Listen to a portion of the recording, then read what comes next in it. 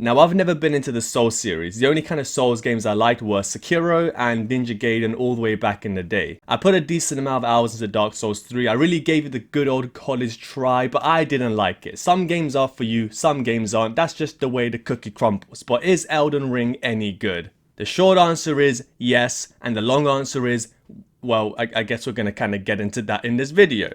I stayed up until 8 AM playing this game, so if I sound tired or I say something dumb, please know it's probably because I'm a little bit dumb, but it could also be that I'm still very much tired. So let's start this off and talk about the character customization. Now, I'm not going to talk about this too much because even though it is actually really good, it's not the main focus of the game, but let me just put it simply. You can make a lot of different types of looking characters, some that you'll like, some not. You can make some ugly things. I ended up making a pretty cool looking guy. His eyes are weird, but the rest of it looked pretty nice. I picked my class, and at first I did start as samurai, but as I was kind of going through the world, I didn't like it that much. So after I re-rolled and did that whole bit again, I went out into the world, and the first thing you're going to notice is that it is just gorgeous. Like, there's no other word for this game apart from gorgeous, because it is. No matter, even if the graphic fidelity itself isn't as high as something like Red Dead Redemption 2, or the foliage isn't as green, or it's not as vibrant as a game like Zelda Breath of the Wild, it doesn't matter, because if you have eyes, you can tell this is a pretty good looking game. So as I emerged into the open world, my aim was pretty simple: kill bosses, explore, and find the biggest, fattest, longest sword and wield it. I also wanted to do some magic, because generally in any RPG I don't like to use magic. It feels pretty overpowered and broken. It's not really for me, but in this game it looks pretty fun, so I wanted to give it a go. So let's just touch on open world exploration, and this is just something that I absolutely adore. Now, some of the things I'm going to say may sound pretty minimal, but to me it's these little things that help a lot, especially in open world games where nowadays it is very much saturated and repetitive. I adore more than anything else that when this game has any side missions, it's not just here, look at your map and go there. There's nothing necessarily wrong with that, because Skyrim was like that, and that's one of my favorite games of all time, and pretty much any RPG open world game is like that. But in this game, the characters and NPCs will actually give you directions, and then you have to follow it. Like, I was talking to some guy and he was like, hey, do this thing for me at south, and I was like, all right, where's south? And I went and I was like, okay, it's not here, but he described it as this looking place. Then I kind of saw it and I went in there and I did the whole mission.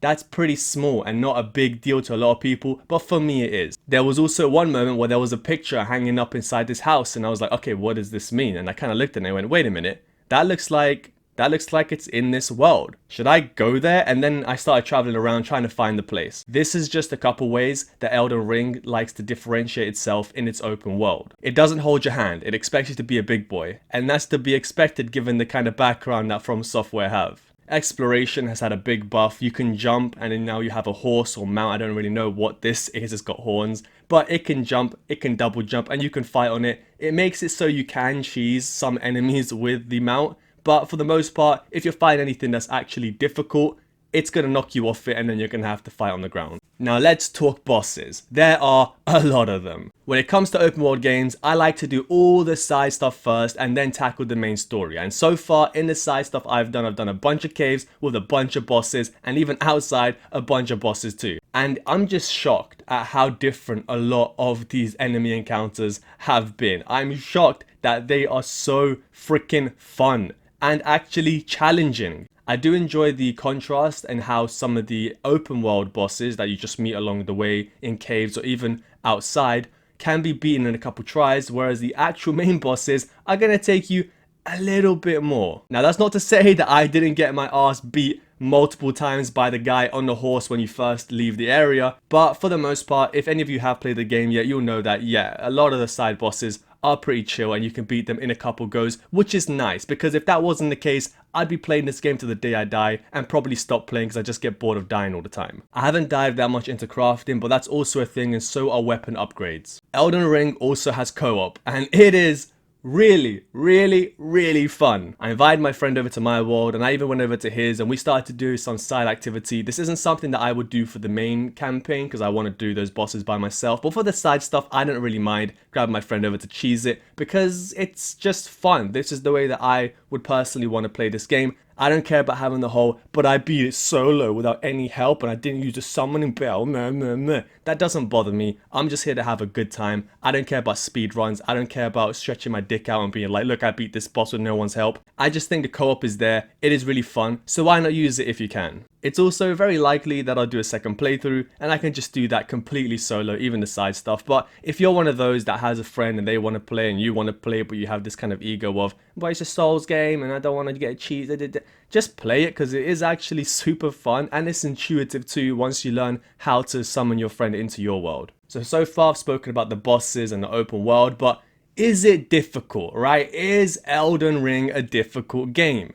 Yes, yes, it very much is a difficult game, but sometimes, if I'm being honest, I'm not sure if it's difficult because of the enemy's movements and attack patterns, or because I'm just kinda under-leveled. I know the whole, well, if you're good enough, you can beat any boss regardless of levels, but that's just a dumb argument to make when you can literally at times get one tap from some of the most random, effortless attacks from the enemy. And meanwhile, while that's happening, you're doing like literally 2% damage on every hit. This kind of argument can be made for any boss from any game, even the beginning one from something like Devil May Cry 5, or actually the exact first boss you face in Elden Ring. Although I actually kind of like this, the feeling of, well, I've done all I can, I've memorized the attack patterns as best I could and I still can't get the job done, so it's time to explore and gain some stats. It's also refreshing in an open world game to know anything I face could potentially lead to my death, so I gotta be careful not just jump into things, cause you'll learn pretty early on that even the smallest and easiest to kill enemies, if they have the highest numbers or get the jump on you, can do some serious damage and kill you. This was also the case in Sekiro, but just to give you my experience of what happened to me,